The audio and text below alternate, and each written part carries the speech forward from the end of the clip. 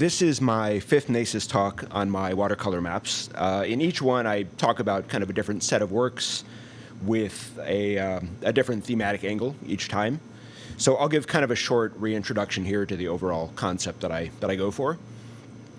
So basically, my goal is to squeeze or to slice the natural world into more comprehensible pieces, or into islands of sorts. I start with places that I feel are already sliced up like this in the real world, whether that's by ecological factors or by human activity, and I accentuate that kind of slicing up in the maps. And this gives me what I think of as an empowering world at my fingertips feeling. Most maps of any kind, I would say, compress the world like this in some way. Mine take this feeling of omniscience and make it immersive by collaging multiple ground level and aerial views together into these mosaic or kaleidoscope-like compositions. So that's the primary intent, but another part of it is conveying sort of a sense of stasis or isolation or fragility, as if the facet edges in these compositions are freezing these environments in place.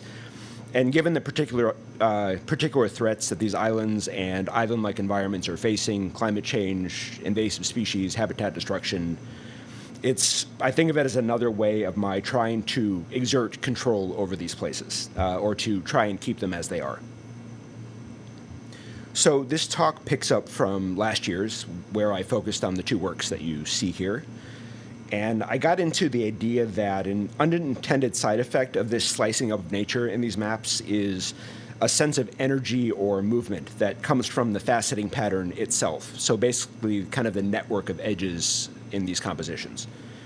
And this additional layer of movement you might interpret as representing ecological change, whether that's human-caused or not. And that's in opposition to my aim of wanting to freeze everything in place.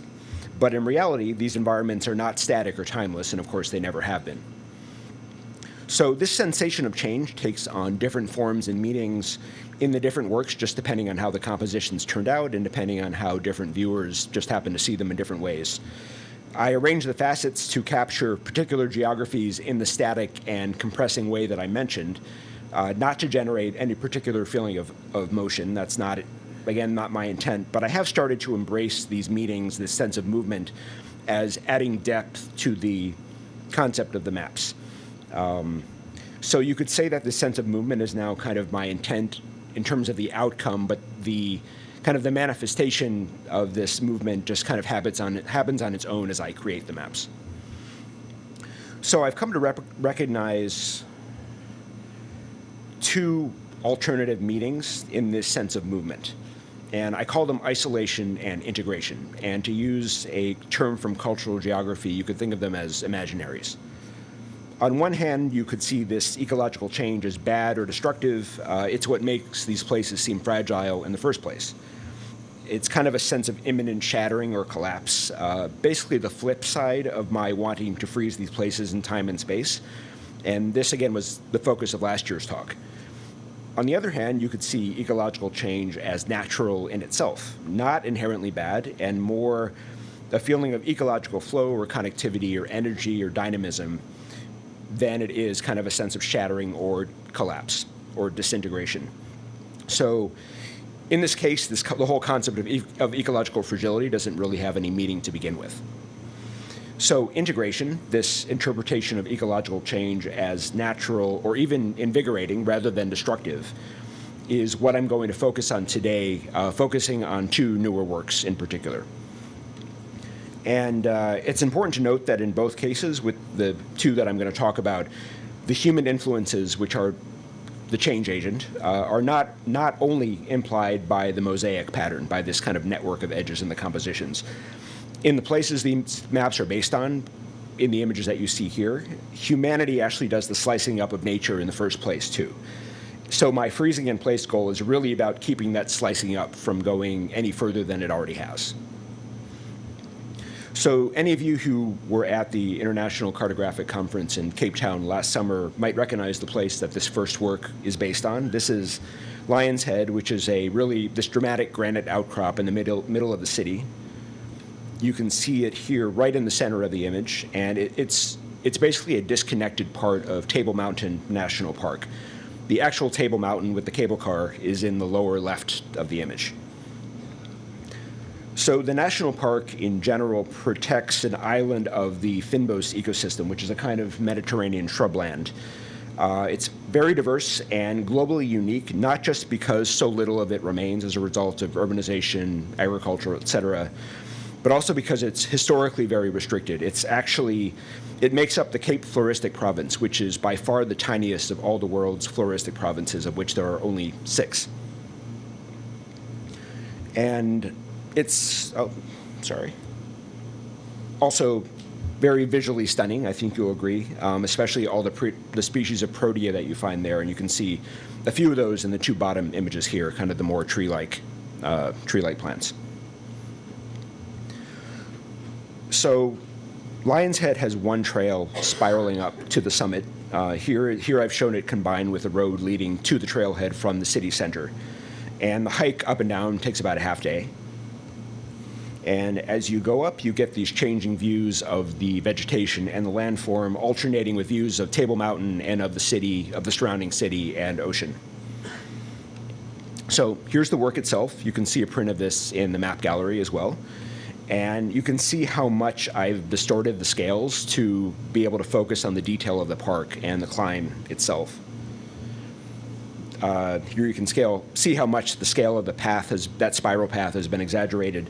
The transparent part of it in the upper right there, or upper left, is kind of hidden behind or below the views from the summit. So when you're standing on the summit, the landform itself is kind of cutting out the middle ground so that you don't see the path winding around below. So once again, my goal was to emphasize this feeling of isolation and fragility and preciousness of this sensitive ecosystem through the urban nature contrast, kind of sense of wild and exotic versus the mundane, the sense of being a world away from the city while you're surrounded by it at the same time. But the faceted mosaic structure of the map, as I've said, creates this sense of movement and energy that I think ruptures this quality of timelessness and isolation. Not in the sense of physical human impacts on the park from the outside, other than the ones that have already turned it into this island in the middle of the city. I don't think, get this feeling of shattering from this composition, but rather in the sense of the fundamental humanness of the park on a more intangible level, this sense of it kind of infiltrating inward from the city. I feel like the way the composition turned out, largely because the spiral form of the path drove the arrangement of the facets in this kind of radial pattern. For me, it creates this sense of the park as kind of a spinning vortex or beating heart of the city, defining its identity. Maybe secondarily to the actual Table Mountain, but I'd say it's a crucial part of the image of Cape Town and this kind of sense of being drawn inward to it.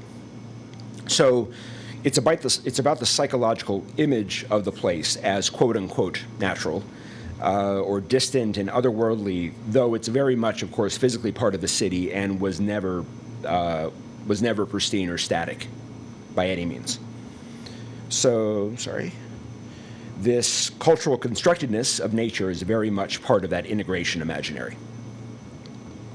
So moving on to the second work, you might wonder why I'm talking about this one at all. It doesn't really seem to fit very well with the nature theme. It looks like the human environment is actually the focus of the work rather than a piece of nature surrounded by the city as in headland. And this is technically true. This was actually an informal commission by my sister to capture part of a family trip we took to India in 2009. And it focuses on the town of Delwara in Rajasthan in the northwest of India. And you can see it here from the air. And also in these views, you can get a sense of the diversity of colors and textures and architecture. Here it is on her wall, out in the wild, so to speak. So kind of the official focus of the work was urban, but I needed this map to fit into my usual slices of nature theme just for my own passion and satisfaction. So I basically forced in a natural element kind of on the periphery here, which she was fine with, but again, spatially kind of peripheral rather than the central focus of the composition. And that natural element took the shape of these succulents in the corners.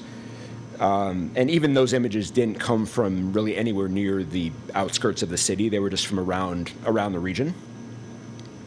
And those succulents are this kind of euphorbia, which is basically the old world's equivalent to cacti. And for me, it's particularly wild and exotic as far as native Indian vegetation goes.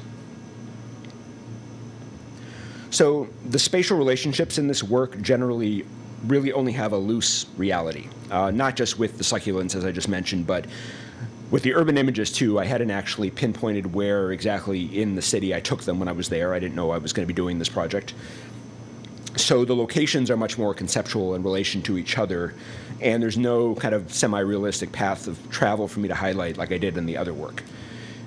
More importantly, because of this looser spatial reality and the fact that the nature part of this composition is spatially de-emphasized, this sense of overlay and this overlay of energy and movement from the faceting of the composition again, for me becomes much more the central theme of this work than the actual spatial relationships. More important than in my other maps and also in Headland, the previous work. So I see the mosaic structure as giving the whole thing a quality of wildness. And unlike the other works I've done, again, including Headland, wildness in this case is not about nature as wilderness or an image of permanence or separation or pristineness. It's more about nature as, or wild in the sense of dynamic and complex and kind of radically interconnected, the opposite of static and pristine. And humanity or urbanity are just one part of that dynamism. So it's not about nature being spatially displaced or pushed to the edges by urbanization, or humanity infusing nature in a less tangible way like in Headlands, with the nature-city distinction feeling more or less intact. It's actually the inverse of all of that. It's about the actual complexity of nature that seems to be infusing humanity. So that's why I show on the left here with Headland the urban-nature boundary as perforated and still opaque, whereas in whereas in Wilds I show it as kind of vanishing away.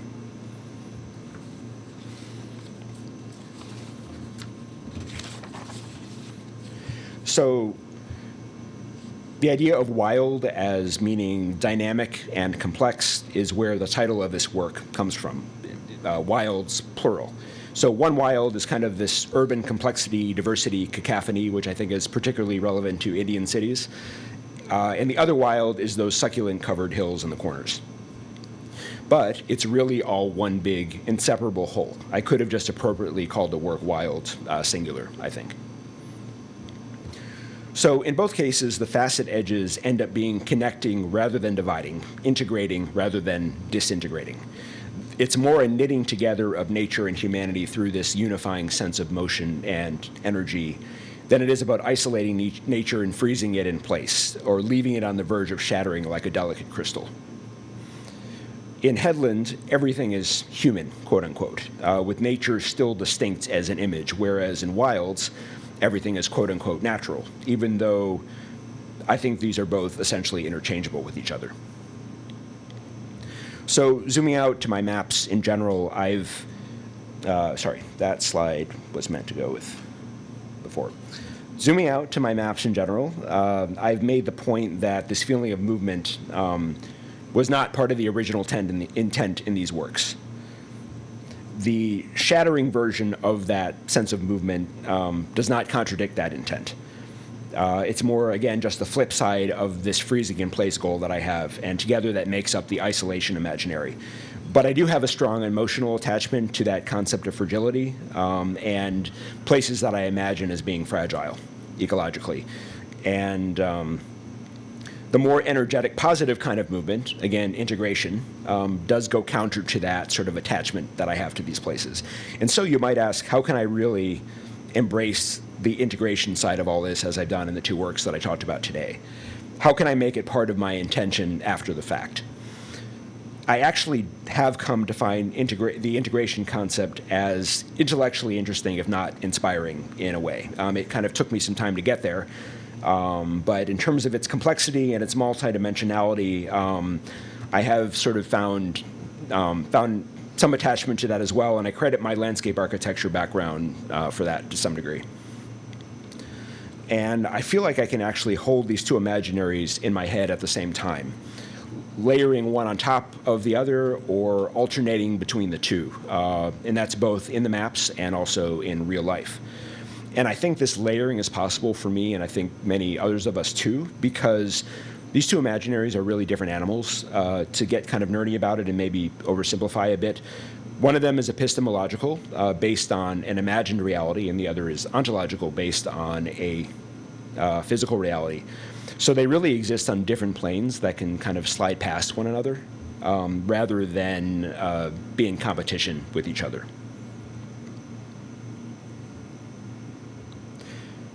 So, since I've been running away with this speculation about what others see in these maps, I'm definitely interested in hearing anyone's thoughts on any of this.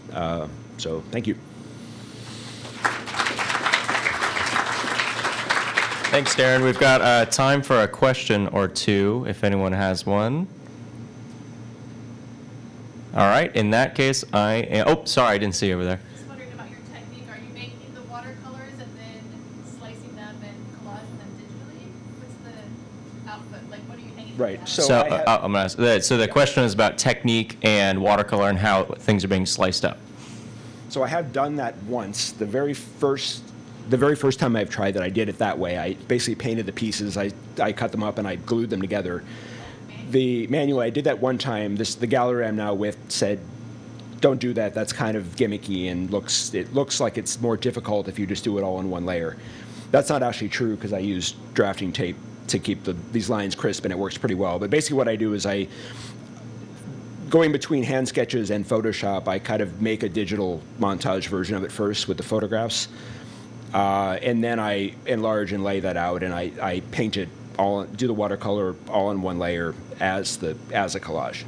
So it starts in photography still, and that's how, years ago when I got into this concept, they were photo montages, and that was meant to be kind of an end in itself, but then it evolved into actually first oil paints and then watercolor. So it goes through both stages.